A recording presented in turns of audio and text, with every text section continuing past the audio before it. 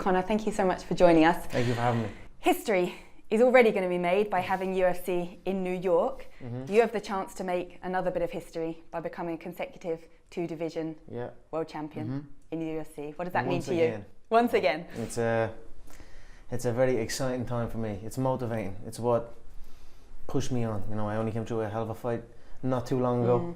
This monumental occasion, this historic event, and then of course the opportunity to capture the two world titles kept me going. So I'm very happy, very honoured to be here, and I look forward to it. I'm in phenomenal shape in body and mind, and I'm ready to go and do it. It was a very different build-up. Last time you were looking to avenge a loss in a weight class above your own. This time it's all about back to what looks like possibly the best weight class for you. You've already been Cage Warriors champion at lightweight. You have to cut a lot for featherweight. You've got to eat a lot for welterweight. Do you feel physically at your best at 155 pounds? You know, wherever I sign that dotted line, I feel physically at my best. But I mean, my coaches believe 155 is perfect for me, and I feel good. But I feel good at 145 too, as is evidenced by what I've done at that division. I'm the world champion at 145 pounds.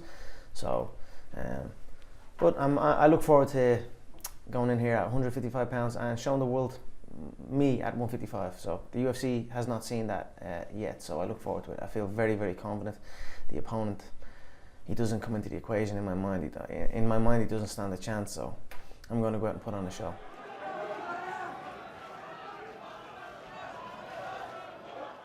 Obviously you were due to make history by fighting Rafael dos Anjos. That didn't happen, and now you fight Eddie. Is Eddie an easier route to history? I think that's something your coach Kavanagh said. I think they're very similar. I think they're all the same. They're all, you know, even looking at the contenders that fought last week, like they're not. I almost feel like upset that they're even being mentioned. You're talking about Tony Ferguson? Everyone, all of them. They're all way down.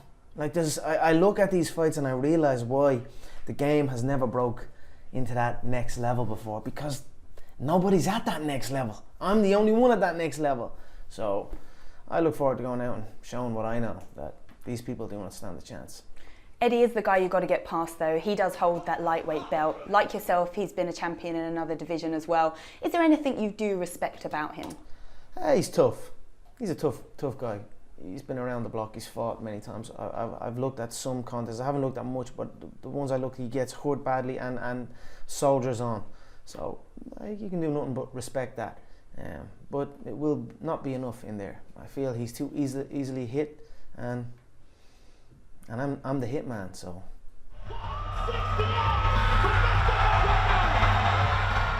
Did you ever have a doubt about the Diaz rematch? You know, I wouldn't have taken it. You know, I was confident from the first fight. I felt I had it in the bag. I made some errors in preparation and errors in the fight, and of course you have doubts occasionally throughout camp. You know, as the time went by, and he was getting bigger as well. They can knock that all they want, but he didn't have to make 155, so he was eating a lot more. So he got bigger. So I was thinking in my head, maybe I should have just had it at the 155. But I was very confident the whole way through. Again, my preparation was impeccable. It was very different than I'd ever done before. You transformed your camp, didn't you? I became a different competitor in everything, and that was it. I was confident going in that I would get it done. Previously to Diaz, you didn't train specifically for an opponent, and then for Diaz, you knew he was going to turn up, so you did. Have you trained specifically for Eddie? Yeah, I've trained specific, but you know, they're very similar. Not Diaz and Alvarez, but Alvarez and everyone else. It's a very similar style, that stocky, shoot a double, push forward style, no smoothness.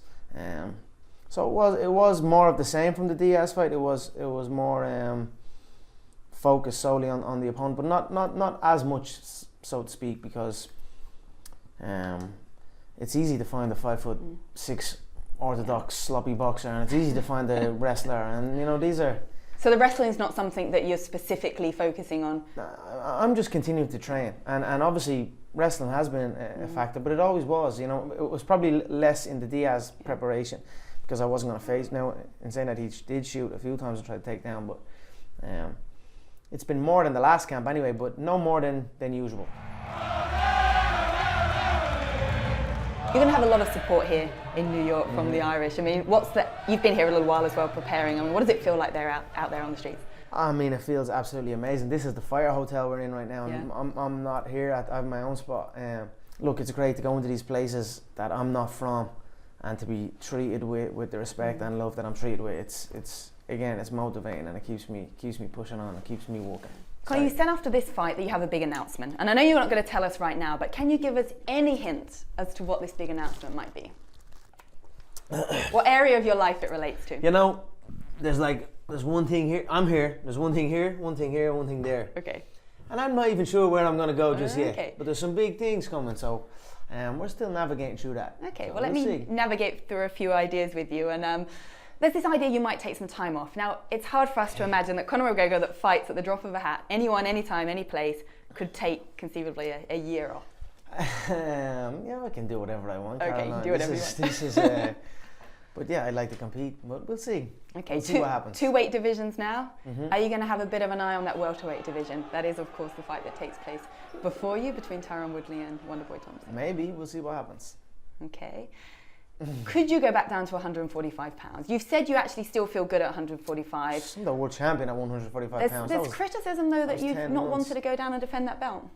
Against who? Aldo won that. If Frankie had won that fight, then it would have been me and Frankie here. But he just wasn't good enough, and that was it. And that's no disrespect, because I don't have nothing against him either. He just wasn't good enough. And what am I supposed? How can I get excited for that again with the Aldo situation? I knocked him out in 13 seconds, Carol, on one shot, and I travelled the world twice with him. 2-year building. So.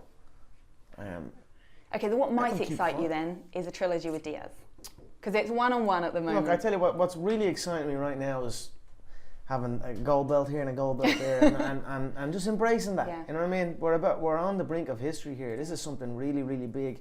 This is my first time in Madison Square Garden, and we have all the records, the gate, you know what I mean, and the attendance. So like that's unprecedented. You know what I mean? And then on top, I'm doing something that's unprecedented in the promotion, within the UFC. No one's ever come close. No one's even ever attempted it at the same time.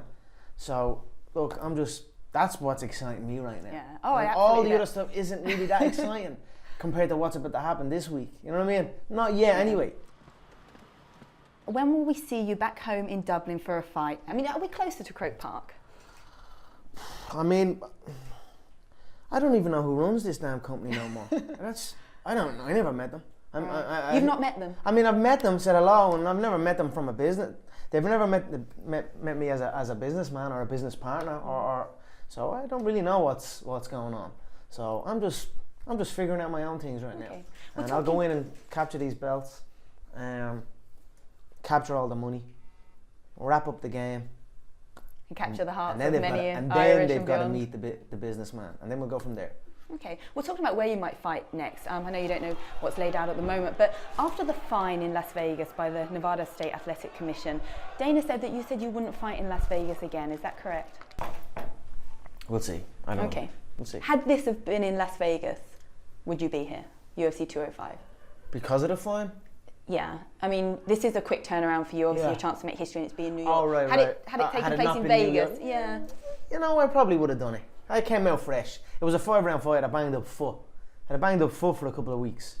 But other than that, I was pretty good. I wasn't wobbled, wasn't hurting at any stage in that contest. It was in the third round was a battle against myself from the previous contest, a mental battle. But as far as damage taken, I took very little damage. He checked one kick and it hurt my foot for a couple of weeks. So I probably would have taken it. With the second belt on the line, I would have said, okay, I'll do it in Vegas. Yeah. But the fact that it was New York was just that extra cherry on top.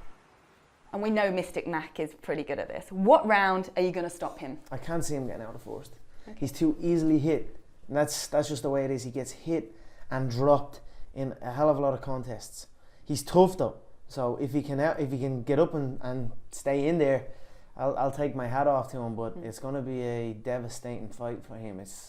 He won't leave it the same, that's for sure. Okay. So, but I feel one round. Okay. I kind of hope not, though. I kind of hope we Well, it goes back to the Aldo fight. As much as it was great to finish him in 13 seconds, you wanted more of a fight. Yeah, right? I mean, that's not my fastest either. I've finished people in 3 seconds, Caroline. I've left the fight feeling weird about it. Yeah. You know, you don't. It's like what even happened? You trained for all this time and it's all over. You know what I mean? There's all these questions. So But not first against. Yeah, I mean, I know everyone with me wants the fourth round, but I'm not against going into the trenches and seeing what's up with this man. But I just don't think he will be able for it.